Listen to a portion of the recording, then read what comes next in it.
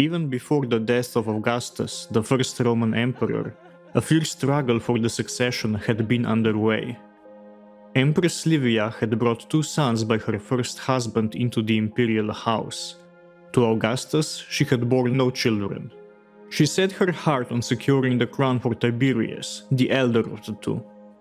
He was not unworthy, an able statesman and soldier, and as yet unstained by the vices of his later years. Unfortunate series of deaths within the family forced Augustus to turn to Tiberius as his successor. Ironically, as Pliny the Elder pointed out, Augustus ended with the son of his enemy as his heir, remarking the fact that the father of Tiberius was an ally of Mark Antony during the conflict with Augustus. The accession of Tiberius seems to have been received, if not with enthusiasm, without much protest throughout the empire. But it gave the occasion to a dangerous movement among the armies of the frontier provinces of Europe. Pannonia was one of these.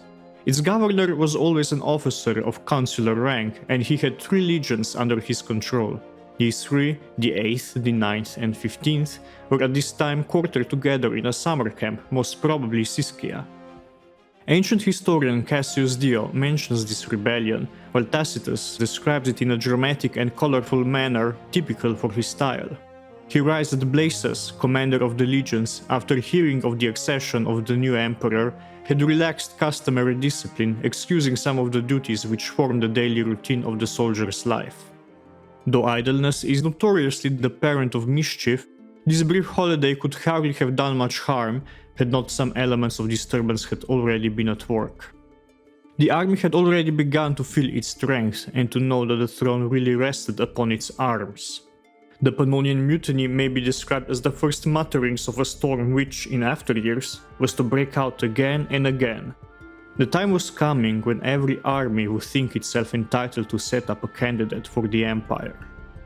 There was some natural anxiety in the minds of the troops as to what would be the conditions of service under the new emperor, and there were undoubted grievances of which they had to complain, including but not limited to the number of campaigns, dangerous work, unrewarding pay, and underwhelming plots of lands rewarded at the end of service. A spokesman of the general discontent was found in a certain Persenius, a very charismatic man. "Already," he cried, "we have borne too much. They make us serve 30, nay, 40 campaigns, and that though we have been maimed with wounds. Even when we are discharged, as they call it, we are not free. We are kept with the standard and we have to perform, under another name, the same services. If by any chance a man survives all the dangers of a soldier's life, what is his reward? What they call an allotment of land, some swamp, some intractable hill. Do they tell us we can save out of our pay? Soldiering is a service as unprofitable as it is hard. Our souls, our bodies are valued at half a denarius a day. Out of this we have to find our own clothing, our arms, our tents, and to purchase any indulgence which the severity of our officers may allow. We must demand nothing less than these fixed conditions of service. A full denarius a day, discharged at the end of the 16th year, no further service with the standard, and our discharge money paid to us in coin and on the spot. Is the service of the Praetorians, who receive 2 denarii a day and who can retire after 16 years, more perilous than ours? We do not disparage a sentinel's duty in Rome, but it is we who have to live among barbarians with the enemy in sight of our tents." This speech was received with a roar of applause. The soldiers pointed in confirmation of his words to their backs scarred by lash, to their grey hairs, to their ragged clothing. Blasius entreated them to desist, imploring them to vent their rage on him rather than rebel against the emperor. He begged them to remember that this was not the way to convey their requests to the emperor, requests for privileges which had never before been asked for. It was scarcely the time, he said, to approach their sovereign, distracted as he must be by the cares of a new reign. Still, if they were inclined to do so, let them do it in regular form, appointing delegates to express their wishes. The soldiers assented, demanding that Blasius himself should undertake this duty. He was to ask for discharge after 16 years' service. This granted, they would put their other demands into shape.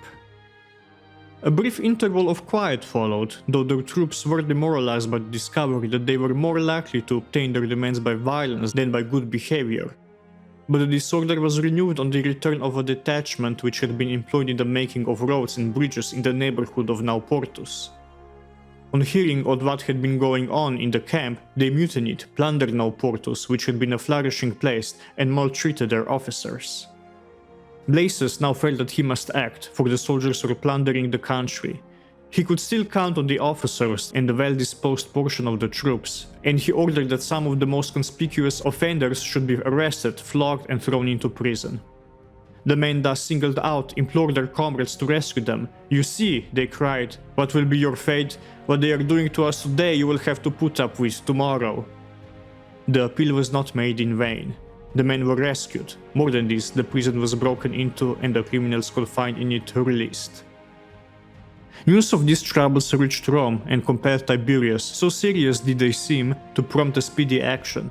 He sent his son Drusus with the permission to deal with the situation as he thought best. Drusus was accompanied by some of the most distinguished people in Rome and had a strong escort consisting of 2 of the 9 Praetorian cohorts, the Praetorian cavalry and the emperor's bodyguard. The legions went out to meet the emperor's representative, not in the full accoutrement which would be commonly worn on such an occasion, but with the studied appearance of squalor. Drusus entered the camp with them, but his escort was barred out. He mounted the hustings and stood for a while, beckoning in vain silence. At last he contrived, in an interval of quiet, to read a letter from his father. The emperor was profoundly interested, so said the document, in the welfare of his brave legions, sharing with him so many difficult campaigns. When his grief would allow him, he would bring their demands before the Senate. Meanwhile, he had sent his son, who would make such immediate concessions as were possible. The rest must depend upon the decision of the Senate, which could not be deprived of the power to give or to refuse. The soldiers put forth a centurion, Clemens by name, as their spokesman. He stated their demands to discharge at the end of 16 years, prompt payment in money of the sum then due, pay at the rate of a full denarius, and no detention of full-time soldiers with the standards. Drusus declared that these were points on which the emperor and the Senate must decide. An angry shout interrupted him. "Why come," said the man, "when you can give us no relief and bestow no bounty? Tiberius used to mock our demands by referring them to Augustus. You are repeating the same device.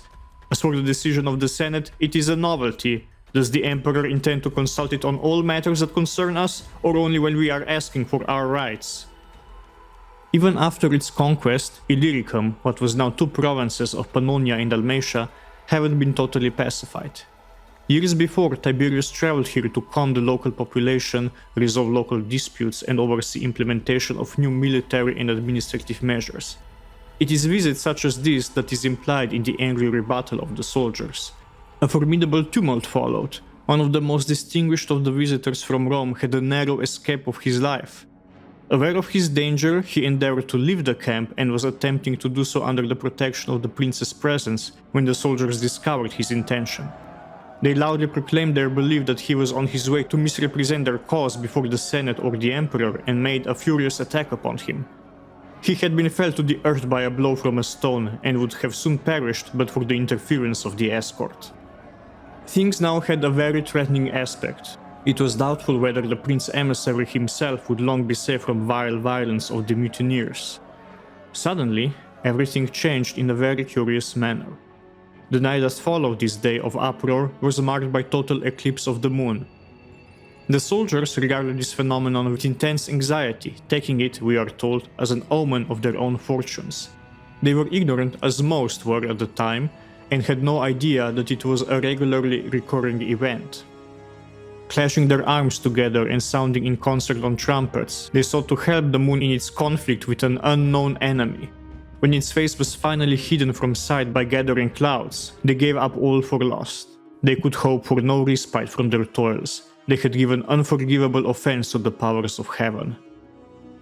Drusus and his advisors made prompt use of this change in popular feeling. A few loyal officers who had continued to keep their popularity with the soldiers went around the camp, threatening and promising. Of course, these emissaries did not forget to show that the interests of the recruits and the veterans were not identical, and found it easy to sow the seeds of dissension. The next day, Drusus called a general assembly of the troops. He took a more commanding tone. Threats, he declared, were useless, but if the men would return to their duty, he would not fail to represent their case to his father. It was agreed that a deputation should be sent to Rome, charged with the duty of representing the wishes of the troops. But this was little more than a pretense. The movement had failed. Known leaders of the rebellion were summoned into the prince's tent and cut down in his presence. Something like a massacre followed. The ringleaders of the mutiny were slain by their officers or by the praetorians. Some were given up to justice by their own comrades, anxious to secure their own safety. The 8th Legion was the first to return to its duty. The 15th soon followed. The 9th was inclined to hold out, but felt that it could not stand alone. Drusus left for the capital, not considering it necessary to wait for the return of the deputation. The eclipse of the moon mentioned in the narrative is fixed by astronomers for the date September 27, 14 AD. Augustus died on August 19th. We have thus an interval of about 38 days into which these events happened. Afterwards, the three legions marched into their winter camps. Drusus, on the way to Rome, stopped at Imola, where he oversaw a construction project, most probably its walls and towers, already sanctioned by the late Emperor Augustus. Another mutiny, this one flared up along the Rhine, was led by Germanicus, nephew and adopted son of Tiberius. And with the end of these revolts began the reign of Tiberius. To see how Romans first invaded Pannonia and Illyricum and extended its borders to the Danube River, click the next video or link in the description below.